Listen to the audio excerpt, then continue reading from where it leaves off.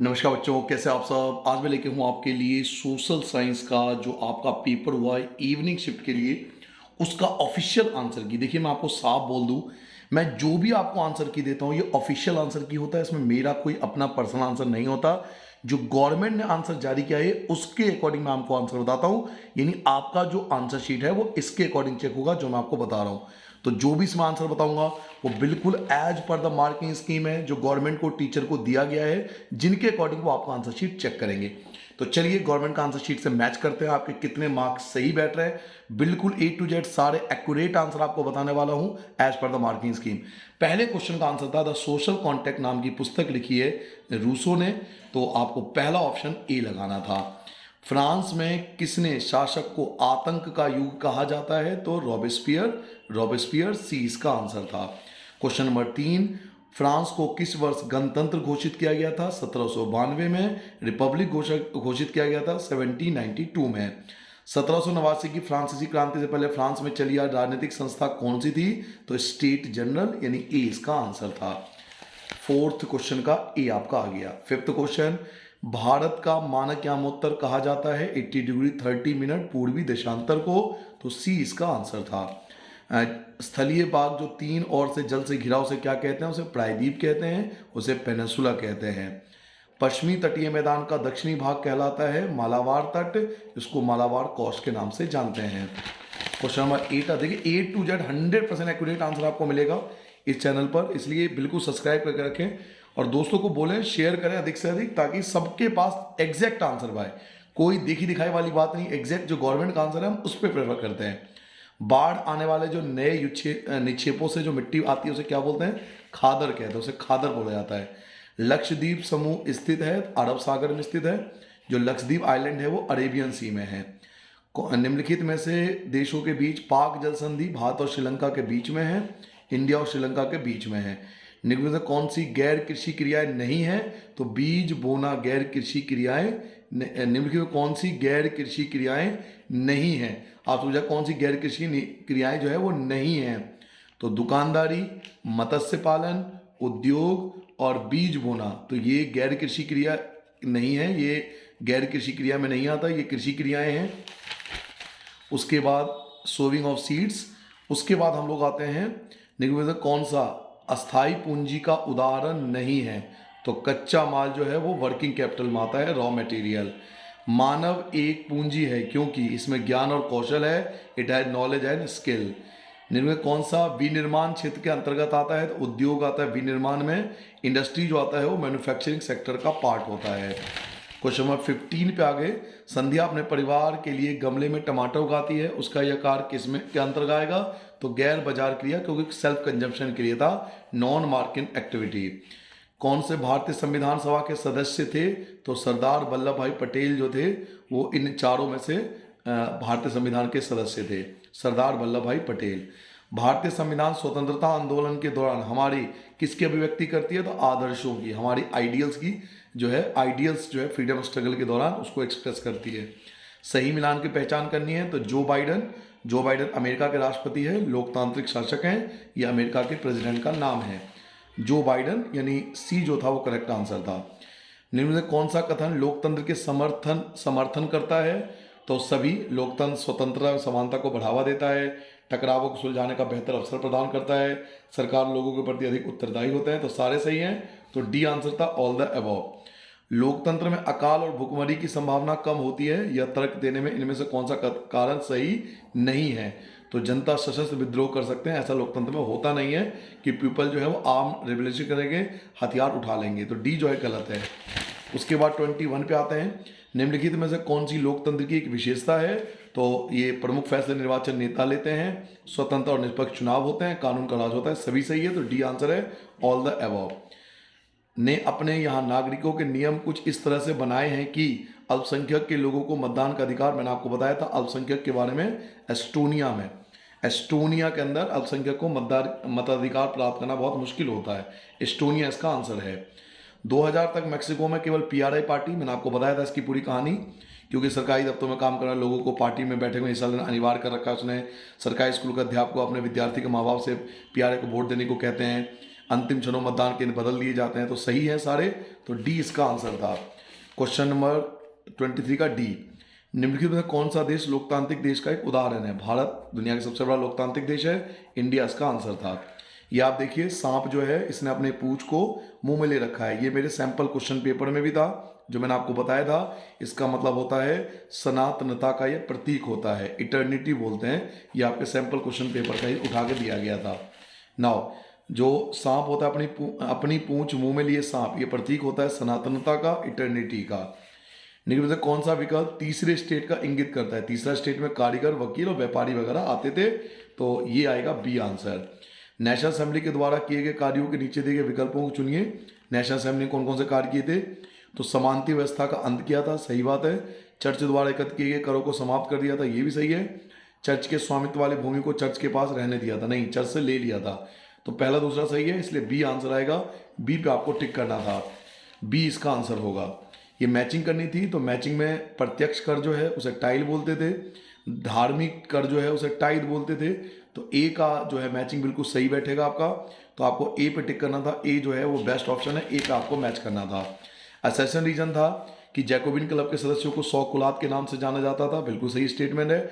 और Jacobin club के सदस्य मुख्यतः समाज के कम समृद्ध वाले लोग थे, तो दोनों स्टेटमेंट सही हैं, लेकिन इसका कारण नहीं है। 100 कुलात क्यों कहते थे? क्योंकि वो लंबी पतलून पहनते थे, घुटने से नीचे वाले कपड़े पहनते थे, इसलिए 100 कुलात बोलते थे। तो दोनों स्टेटमेंट तो सही है, लेकिन इसका रीजन नहीं है, इसलिए बी आंसर आएगा। बी पे आपको टिक करना था। 30 पे आ चुका हूं मैं। काली मृदा जो होता है उसका निर्माण आग्नेय शिलाओं का पर्दन से होता है, सही बात है, क्योंकि इसकी उत्पत्ति ज्वालामुखी से हुई थी। तो दोनों स्टेटमेंट सही है और इसका रीजन है, इसलिए ए आंसर आएगा। तो 30 का आंसर ए आना था। 31 पे आ चुका हूं मैं। निम्नलिखित में से किस राज्य की सीमा नेपाल से नहीं मिलती? तो मध्य प्रदेश, मध्य नाम या मध्य प्रदेश भारत के बीचों बीच आता है, तो नेपाल से कहाँ मैच करेगा? तो नेपाल से नहीं होता इसके इंटरनेशनल बाउंड्री, मध्य प्रदेश इसका आंसर था। 32 पे आ गया मैं। पश्चिमी तटीय मैदान का उत्तरी भाग क्या कहलाता है? इसको कोंकण कहते हैं, कोंकण के नाम से जाना जाता है। निम्नलिखित में से गलत कथन की पहचान कीजिए। तो 80 डिग्री 30 मिनट पूर्व देशांतर भारत के गुजरात से होकर गुजरती है, तो सी जो था इसका करेक्ट आंसर था, तो आपको सी पे टिक करना था, ये वाला सी आंसर था। निम्नलिखित में से गलत कथन की पहचान, आपको गलत कथन पहचानना था। मालदीव भारत के पूर्व में समुद्र पार स्थित एक पड़ोसी राष्ट्र है, तो मालदीव के बारे में आपको पहचानना था। तो भारत में 28 राज्य हैं, ये बिल्कुल स्टेटमेंट सही है। इसके अलावा भारतीय भूभाग एशिया महाद्वीप का दक्षिणी विस्तार है, भारत के उत्तरी पश्चिमी, ये सब सही था। बी जो था, बी पे आपको टिक करना था, बी स्टेटमेंट गलत था। 35 की बात करें तो निम्नलिखित आपको कथन दिए गए थे। भारत के उत्तरी मैदान का सघन, भारत के उत्तरी मैदान में बहुत ज़्यादा जनसंख्या है, मैंने आपको बहुत सारे कारण बताए थे, क्योंकि वहाँ पे पर्याप्त पानी है और उसके बाद अनुकूल जलवायु है, मिट्टी का उपजाऊ होना, तो तीनों सही है। इसी कारण तो सघन जनसंख्या है वहाँ पे, तो तीनों सही है। तो डी पे आपको टिक करना था, डी, तीनों स्टेटमेंट सही थे। उसके बाद यहाँ पर आपको पहचान करनी थी विशेष आधार पर, भारत के कौन सा भौगोलिक क्षेत्र है पहचान करनी थी। जहाँ शुष्क जलवायु वाला क्षेत्र हो, क्षेत्र की सबसे बड़ी नदी लूनी हो, तो लूनी, आपको लूनी देख के याद कर लो, जो ये भारतीय मरुस्थल की बात हो रही है। भारतीय मरुस्थल का जो थार मरुस्थल है उसमें एक ही नदी है ना बड़ी, लूनी बताया था मैंने आपको, तो नोट्स में से सब कुछ आया, वीडियो का ही पार्ट है सारा, आप उठा के देख लो, इससे बाहर कुछ नहीं आया। इंडियन डेजर्ट आंसर था। खेती की आधुनिक कृषि विधियों में मिट्टी उर्वरता कम हो गई है, सही बात है कि भाई मिट्टी की उर्वरता क्षमता कम होती जा रही है। आधुनिक कृषि विधियों से रासायनिक उर्वरकों, क्योंकि हम रासायनिक उर्वरक का प्रयोग कर रहे हैं इसलिए मिट्टी की उर्वरता कम होती जा रही है, तो दोनों स्टेटमेंट सही है और ये इसका रीजन भी है, इसलिए आपको ए पे टिक करना था। तो 37 जो था बच्चों उसका आंसर ए था, आपको ए पे टिक करना था 37 में। 38 पे आ चुका हूं मैं। सांख्यिकी रूप से भारत में बेरोजगारी दर निम्न है, बड़ी संख्या में लोग निम्न उत्पादन कार्यों या आय कम उत्पाद काम करते हैं, निम्न आय वाले काम करते हैं, तो दोनों स्टेटमेंट सही हैं, तो ये इसका सही रीजन भी है, इसलिए आपको ए पे टिक करना था। तो 38 का जो आंसर था वो ए था, आपको ए पे आंसर टिक करना था। उसके बाद 39 पे आते हैं कि अब है एक कृषि मजदूर है। अब कृषि मजदूर है तो कृषि में कौन सी बेरोजगारी होती है? तो मौसमी बेरोजगारी, सी आंसर था, सीजनल अनएम्प्लॉयमेंट होती है। निम्न में कौन सा बेरोजगारी का प्रभाव नहीं है? तो जीवन स्तर में वृद्धि नहीं होती बेरोजगारी से कभी भी, तो सी आंसर था इसका, increase in the standard of living, C answer था इसका।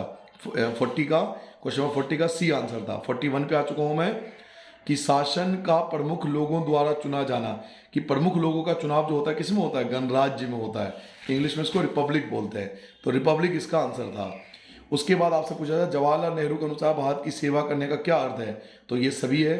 अवसर की असमानता का अंत, अज्ञानता का अंत, जनता की सेवा, तो उपरोक्त सभी, डी इसका करेक्ट आंसर था। ऑल द अबव पे आपको टिक करना था। 43 पे आ गए, हमें संविधान की आवश्यकता क्यों होती है। संविधान शासन प्रमुख के नाम को स्पष्ट करता है, संविधान सरकार के अधिकारों की सीमा को तय करता है, संविधान नागरिकों के अधिकारों को तय करता है। तो इसमें जो आंसर था वो 2 और 3 सही था। तो ये मॉर्निंग वाले गर्ल्स की जो था, मॉर्निंग वाले से उसमें भी आया था, उसमें मैंने आपको आंसर यही बताया था। इसका आंसर सी था, सी बेस्ट ऑप्शन था, सी ही इसका आंसर आएगा। ओनली 2 और 3। उसके बाद निम्न में कौन सा कथन भारतीय संविधान सभा के संदर्भ में असत्य है, गलत है। तो इस सभा में भारतीयों का प्रतिनिधित्व नहीं था, जबकि भारतीयों का प्रतिनिधित्व था। तो डी इसका सही आंसर है। आपको 44 का आंसर डी पे टिक करना था, डी। ठीक है, डी इसका आंसर था। उसके बाद क्वेश्चन नंबर 45 पे आते हैं। निम्नलिखित में से कौन सा कथन भारतीय संविधान सभा के संदर्भ में सही है। तो ये सारे सही थे। भारतीय संविधान नागरिकों को स्वतंत्र सुनिश्चित करता है, भारतीय संविधान भारत की संप्रभुता को सुनिश्चित करता है, भारतीय संविधान अपने नागरिकों के मध्य न्याय को सुनिश्चित करता है। तो सारे स्टेटमेंट सही थे। तो डी आपको आंसर टिक करना था, डी इसका आंसर था। फिर असर्शन रीजन था, जिन देशों के पास संविधान है वह लोकतंत्र हो या जरूरी नहीं है। बिल्कुल सही बात है कि जरूरी नहीं जिसमें संविधान हो लोकतांत्रिक हो। संविधान सिर्फ शासन की पद्धति के विषय में जानकारी देता है। तो दोनों स्टेटमेंट सही है और इसका रीजन है, इसलिए ए पे आपको टिक करना था। तो 46 का आंसर ए था, आपका आंसर ए होना चाहिए था। फिर आपकी केस स्टडी शुरू हो गई थी, तो मैं केस स्टडी का डायरेक्ट आंसर बताता हूँ। सेंसरशिप की समाप्ति कानून फ्रांस में कब लागू हुआ, 1789 को लागू हुआ। ठीक है, तो 1789। निम्नलिखित में से कौन सा फ्रांस के प्राचीन राजतंत्र के बारे में सही है। राजा ने सेंसर अधिकारों की नियुक्ति की थी, तो ये सही है। तो बी आपको टिक करना था। ठीक है, इसका आंसर बी था। 49, प्रेस की स्वतंत्रता का क्या अर्थ होता है कि किसी भी घटना पर परस्पर विरोधी विचार व्यक्त किया जा सकना। तो इसका आंसर ए था, आपको ए पे टिक करना था। ठीक है, वैसे और भी नहीं, सॉरी, और भी स्टेटमेंट है। राजा के अनुसार घटना का वर्णन करना, तो ये गलत है। राजा के अनुसार घटना वर्णन करता तो उसे प्रेस की स्वतंत्रता थोड़ी कहेंगे। पांडित्यपूर्ण लेखक को समझना, मतलब चीज़ों को समझना, तो ये भी गलत है। हर एक पक्ष को अपना दृष्टिकोण रखने की आज़ादी, ये दोनों सही है। पहला और चौथा ये दोनों स्टेटमेंट सही है। तो डी पे आपको टिक करना था, डी आज का बेस्ट ऑप्शन था। 50 की बात करें, नाटक, संगीत और उत्साही जुलूसों के लोगों को उपस्थिति क्यों बढ़ती जा रही थी। तो लोग साक्षर हो रहे थे, लोगों को मनोरंजन के साधन सुलभ हो रहे थे, या फिर दार्शनिकों के दृष्टिकोण को समझने का तरीका था। तो ये सही था आंसर कि लोग फिलोसफर जो थे उनके चीज़ों को समझ रहे थे या समझना चाह रहे थे। निम्नलिखित में से किसके द्वारा भाषण एवं अभिव्यक्ति की स्वतंत्रता को नैसर्गिक अधिकार घोषित कर दिया गया। तो पुरुष और नागरिकों के अधिकारों के घोषणा पत्र के द्वारा, ए इसका आंसर था। या आपको अनसीन पैसेज जो दिया हुआ पैसेज उसमें भी लिखा हुआ है। तो 51 का बच्चों ए आंसर था, ए पे आपको टिक करना था। स्वतंत्रता और न्याय के बारे में राजनीतिज्ञों और दार्शनिकों के पांडित्यपूर्ण लेखन को समझने, उनसे जुड़ने का एक प्रमुख तरीका क्या है। तो नाटक, संगीत, जुलूस, तो ये सभी, डी आंसर था, ये सभी सही है। तो डी पे आपको टिक करना था 52 पे। 53 की बात करते हैं, फिर से आपका केस स्टडी एक दिया हुआ था। तो गेहूं किस प्रकार की फसल, तो रबी फसल है, इसको रबी पे टिक करना था।